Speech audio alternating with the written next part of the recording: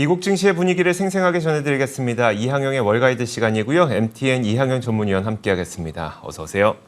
네, 안녕하세요.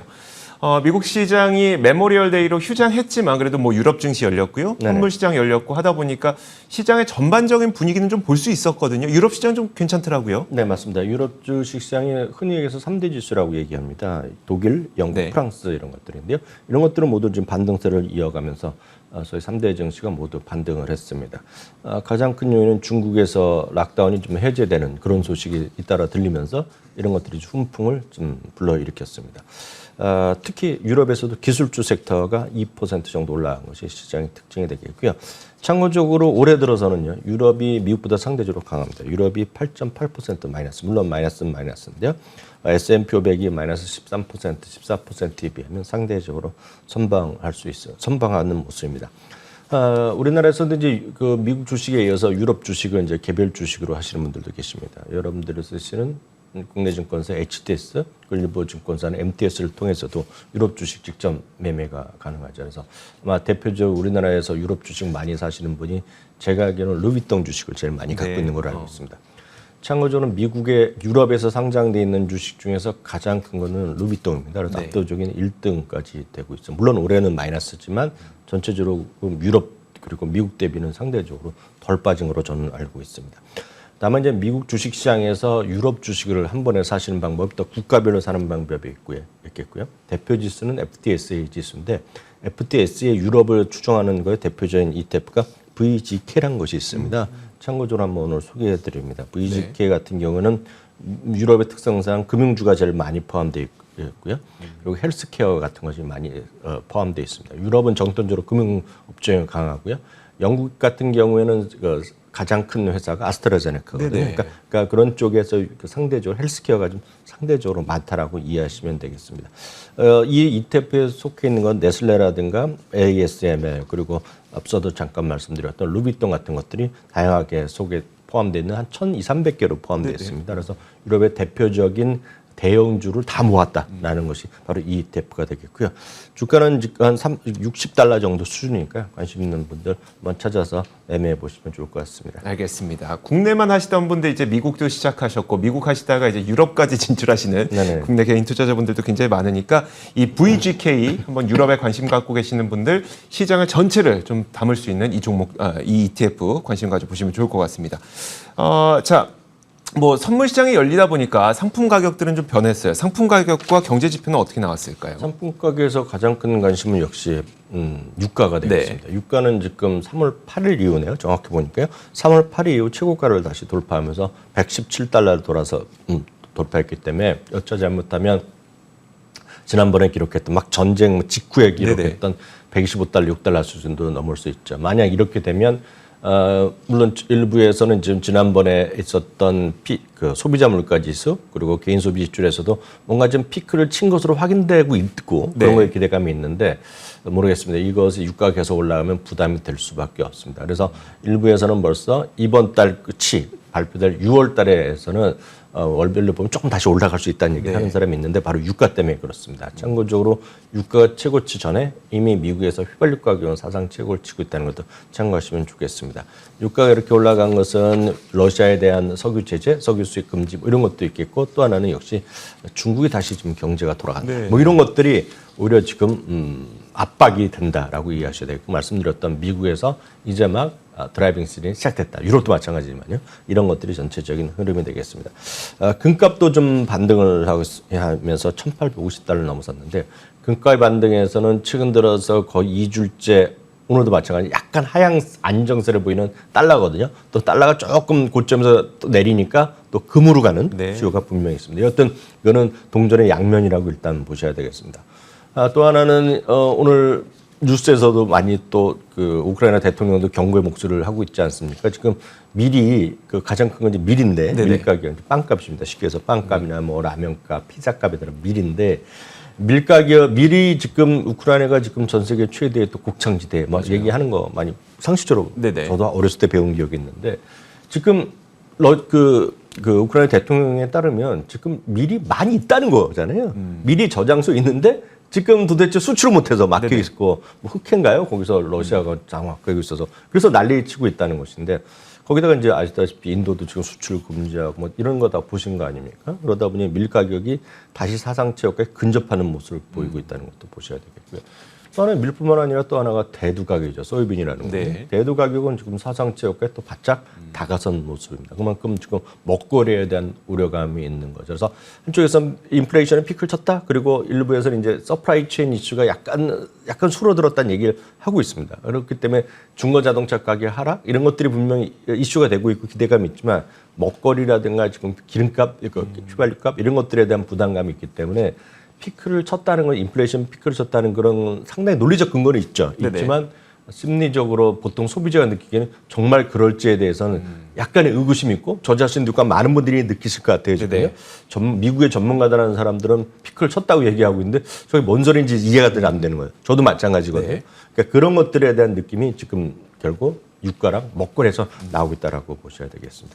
다만 이제 말씀드렸다시피 천만다행인 것은 미국 달러가 지금 하향 안정세를 보이는. 물론 아직 멀었지만 달러가 조금씩 내리면서 2주일째 이런 추세를 보이고 있다는 것 자체는 그나마 좀 긍정적이다라고 이해하시면 되겠습니다. 알겠습니다. 사실 물가를 구성하는 종목들 가운데 가중치가 가장 높은 세 가지 항목이 에너지와 식품, 그다음에 주거비 이 세 가지인데 그중에 두 가지 식품 가격과 에너지 가격이 지금 또 계속 올라가는 모습을 보이고 있다 보니까 진짜 인플레이션 피크 맞냐라는 약간의 우려심 또 계속 있다는 말씀이십니다. 자, 어쨌든 이제 그래도 시장이 좀 반등하다 보니까 바닥을 탈출하는 것 아니냐. 그리고 이제 바닥이 워낙 이제 뭐 밑바닥까지 내려왔으니까 좀 사볼 만한 주식이 있지 않을까라는 생각도 많이 하실 것 같거든요. 네, 맞습니다. 지금 이거는 국내 주식도 마찬가지고요. 미국 주식, 전 세계 주식 마찬가지인데요. 저기 이제 많이 떨어진 거 다들 인정한단 말이죠. 많이 떨어졌으니까 거기다 이제 일부에서 나오는 인플레이션 피크 조금 이러다 보니 뭔가 지금 주식을 바닥을 탈출해서 뭔가 사봐야 되는 거 아니냐. 그런 시각이 분명히 있습니다. 그렇기 때문에 국내 증권회사도 똑같은 얘기하고 있고 국내 언론도 많은 얘기를 합니다. 그래서 이제 살만한 주식, 뭐 앞으로 뭐 3년, 5년을 두고 묻어둘 만한 주식 뭐 이런 것들을 많이 뉴스에도 보시고 약간 자극적인 타이틀의 유튜브 이런 것들 많이 보실 것 같습니다. 그래서 미국도 마찬가지입니다. 그래서 다양한 곳에서 얘기하고 있습니다. 무슨 크레딧 스위스, UBS, JP 모건, 골드만삭스 다 그런 얘기를 합니다. 그거는 그들의 임무죠. 그 증권회사 하는 일이기 때문에 그런 걸 하는데요. 오늘 보면 UBS도 있고 크레딧 스위스 있는데 오늘 UBS 거 잠깐 한번 소개해드리겠습니다. 2022년 남은 기간 투자할 만한 주식을 한 10개 정도 소개하고 있는데요. 물론 이제 하락 가능성이 분명히 있습니다. 주식 시장 추가 하락 가능성이 있고 지금 약세장 진입해서 약간 겨우 그냥 탈출해 와 있는데 저는 개인적으로 보면 추가적인 하락 가능성 분명히 열려 있다라고 보고 있는 입장인데요.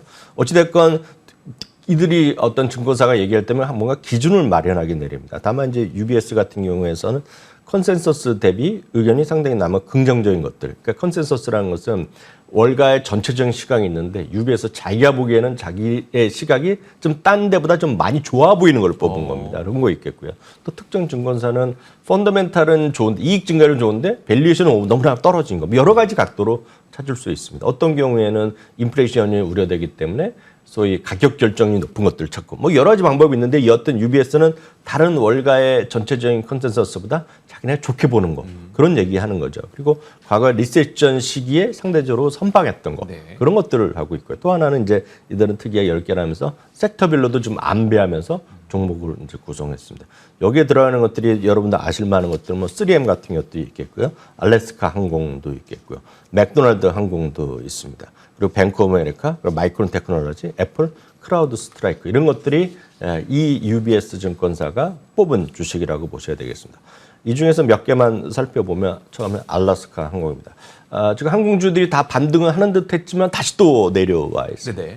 특히 이제 지난 주말 같은 경우에 아시다시피 우리나라는 이제 내일 이제 선거 때문에 휴일이지만 미국은 월요일 날이 소위 메모리얼 데이죠. 우리로 보면 현충일이었기 때문에 흔히 미국에서 현충일은 그 메모리얼 데이는 소위 썸머 드라이빙 시즌, 썸머 휴가가 이제 시작되는 그런 거로 얘기합니다. 그래서 학교들이 이제 다들 여름방학에 들어가고 이런 분위기거든요. 그런데 이제 워낙 항공주가 기대감이 많은 것도 사실인데요. 항공주가 지난 주말에 이제 난리가 난 겁니다. 왜냐하면 날씨가 일부 안 좋은 것도 있었지만 워낙 사람들이 많이 몰린 데다가 그만큼 아직 소위 승무원들이 부족한 거예요. 승무원도 부족하고 공항에서 이런 사람도 부족하니까 사상 초유의 여행 비행기 소위 캔슬이 나왔습니다. 네. 비행기가 이제 어떤 취소가 된 운항 취소가 됐습니다. 그래서 평균이 4.5% 정도가 모든 비행기 4.5% 정도가 취소가 됐습니다. 네. 특히 이제 델타 항공 같은 경우에는 또 그 중에서 최고가 나왔습니다. 그래서 9.3%가 취소가 됐습니다. 10대 중 한 대가 생각해 보십시오. 네. 미국의 큰 비행기다 보니까 큰 나라다 보니까 직항이란 걸 쉽지 않습니다. 네네. 그래서 대부분 이제 허브 공항을 통해서 갈아타는 것들이 많은. 우리로 보면 이해가 안 되죠. 우리가 제주도 갈 때 갈아타는 사람은 거의 없잖아요. 네. 뭐 일부러 자동차를 타고 가서 배 타고 가는 사람 제외하고는 없잖아요. 네. 미국은 일상적입니다. 그래서 허브 공항들이 있는데 그것들이 하나 둘 캔슬이 되면 모든 것이 뒤죽박죽 돼갖고 9.5%가 나왔어요. 사상 최대로 나왔거든요. 그러니까 항공주가 또 지금 누들려 있습니다. 지금 어찌됐건요. 근데 알래스카 항공이 주가 다 비슷한 그림인데요. 이 UBS는 알래스카 항공을 한번 해볼 만하다라는 얘기를 하고 있습니다. 다음은 이제 뱅크 오브 아메리카입니다. 그러니까 항공 은행주는 저도 얘기 많이 하고 일부 미국에서도 항공 은행 업종 올해 이제 주식을 얘기를 많이 했는데 오히려 주가가 많이 떨어졌거든요. 이거 딱 이렇게 보셔야 되겠습니다. 금리가 올라가는데 왜 떨어지냐를 많이 질문하시잖아요. 네네. 어찌 보면 명확한 이유가 있는 겁니다. 금리가 올라가는 거 기본적으로 호재 인식하면 되는데 거기서 이제 갈립니다. 네. 또 하나는 리세션으로 갈립니다. 리세션으로 갈리면 금리는 올라가는데 지금 경기가 안 좋아하니까 은행도 이제 쥐약같이 되는 거죠. 반면에. 침체면 대출을 안 받을 네, 그렇죠. 금리가 올라가는데 경기가 리세션까지 안 하고 약간 슬로우 다운하면서 다시 회복돼 정상적으로 가면 은행 업종은 쉽게 해서 대박이 날 수 있거든요. 그래서 지금은 은행 업종 그런 것 때문에 떨어졌지만 지금 그런 우려감이 분명히 있기 때문에 상대적으로 약한데 정말 경기가 리세션까지 안 가고 일부에서 아주 긍정적으로 보는 사람들은 슬로우 다운 하지만 그래도 리세션까지 안 가고 경기는 정상적으로 간다 그러면 은행주로 살아날 가능성이 크죠. 그래서 아마 시티그룹도 사지 않았을까라는 일부의 벅시에스가 사지 않았을까라는 기대가 많은 사람이 있는 거죠. 어찌됐건 뱅크 오브 아메리카는 여전히 최고의 관심을 갖는 주식이 틀림이 없겠고요. 다음은 크라우드 스트라이크는 뭐 다들 아시니까 넘어가겠습니다. 다음은 이제 세니어 에너지죠. 이름 자체가 LNG니까 다들 익숙하고 저희가 월가우즈에서도 한번 소개해드렸던 건데요. 어떤 천연가스에서 미국 기준은 미국 회사 중에서 처음으로 수출까지 하면서 이제 크게 이제 이름을 날린 기업인데요. 어떤 이런 천연가스 이런 것은 어찌됐든 인플레이션이나 유가 이런 것 여전히 수요가 공급을 추구한다는 얘기, 더 넘어서 있다 보니까 이런 것들에 대한 관심이 크다라는 것도 이해하시면 되겠습니다. 알겠습니다. 자, 이제 미국 기준으로 5월 증시는 하루밖에 남지 않았지만 이 5월 증시에 대해서 한번 정리를 해주시면 어떨까요? 네, 맞습니다. 5월 증시 하루밖에 남지 않았지만 시장은 5월은 큰 틀에서 보면 막판에 많이 회복됐지만 월간을 보면 아주 썩 좋은 건 아니다라고 보셔야 되겠습니다. 주요 지수의 월별 그리고 연간을 보면요. 파란색이 많이 떨어진 건 역시 연간이라고 보셔야 되겠습니다. 연간으로 보면 나스닥은 여전히 20% 넘어 떨어져 있겠고 S&P 500도 13%까지 떨어져 있습니다. 월간으로 보면 나스닥은 여전히 아직 마이너스고요. S&P 500이 소폭 아주 플러스 있기 때문에 오늘 밤에 상황에 따라서 다시 플러스 마이너스가 바뀔 수도 있다라고 보셔야 되겠습니다. 섹터별로 다음에 보겠습니다. 섹터별로 보면 연간이건 월간이건 압도적인 것은 에너지입니다. 그래서 앞선 UBS도 지금 이 와중에 세니어 에너지 같은 것을 계속 얘기하고 있는 것은 그만큼 에너지에 대한 수요, 에너지에 대한 주가의 상대적 강세에 대한 시각이 분명히 있다는 거죠. 우리가 받아들이지 못할 뿐이죠. 네. 그렇지만 그런 시각은 분명히 있겠고요. 그런 것들이 5월 달에 연간으로도 가장 여전히 올해도 강했지만 월간으로도 지금 몇 개 안 되거든요. 섹터별로 5월도 올라간 것 자체가. 그중에서 5월도 에너지가 18%가 넘게 상승했다는 것이 되겠고요. 유틸리티가 연간으로 4.7, 월간으로 5.3%. 그러니까 실제로 연간이랑 월간이랑 다 올라간 것은 사실 두 개밖에 없고 그중에서 더 많이 올라간 것은 에너지 정도라고 일단 이해하시면 되겠습니다. 한편 그 섹터별로 보면 그 구체적으로 종목을 몇 가지 살펴보면 XLE가 에너지 섹터 주가인데요. 많은 분들이 이제 얘기를 잘 안 하셔서 그렇죠. 5월 달에도요, 8번이나 사상 최고가를 갔어요. 아, 그래요? 네, 근데 많은 분들이 이제 저런 게 안 들어오죠. 그쵸. 얘기를 들은 적도 별로 없어요. 네. 그만큼 시장에서의 어떤 시장을 주도하고 있다는 것가 되겠고요. 헬스케어 같은 것도 상당히 좀 반등하는 거로 앞서도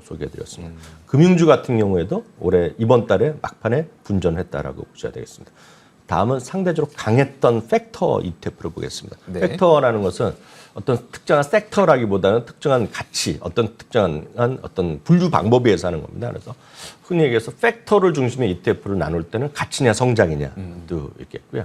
또 하나는 지역으로 나눌 수 있습니다. 아니면 혼합이다 이렇게 나눌 수 있는데요.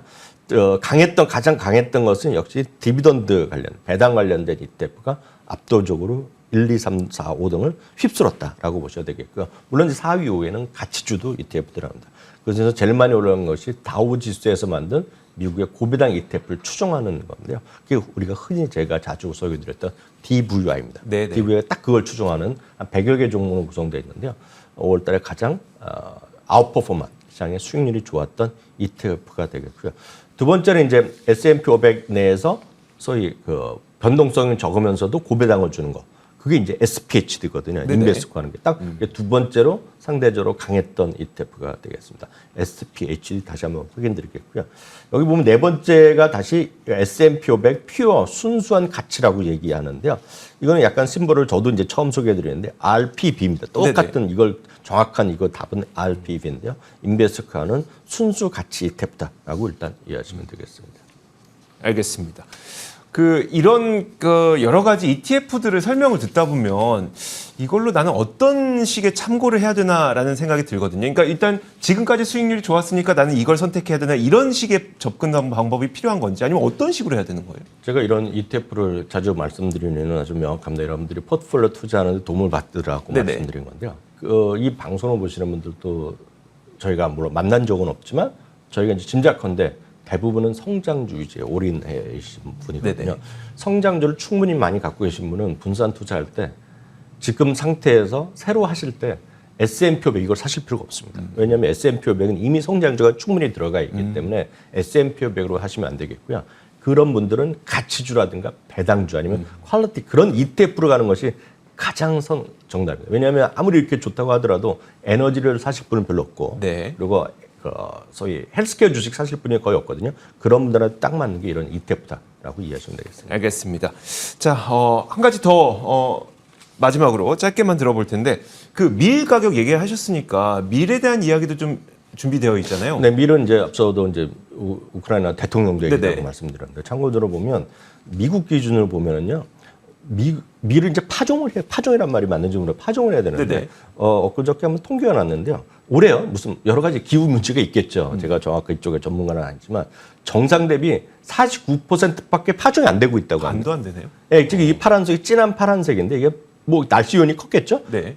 절반밖에 안 되기 때문에 다른 나라 요인 상관없이 밀 가격은 이제 오를 수밖에 없다는 얘기입니다. 지금 이 그림은. 그러면 이제 저희가 밀을 직접 선물하는 분은 별로 없잖아요. 네. 그러면 참고적으로 말씀드리면 DBA라는 것이 있습니다. 그것은 미국의 전 세계 농업 관련된 인덱스라는 이 지수가 있거든요. 그거를 그대로 추종하는 ETF죠. 쉽게 해서 기업이 아니라 인덱스를 추종하는 건데 DBA라는 것이 있다는 거 참고하시면 되겠고요. 여기에는 밀이 한 17% 그리고 네. 대두가 15% 그러니까 14% 들어가고 설탕, 커피, 코코아 등이 들어가니까 참고하시면 되겠습니다. 알겠습니다.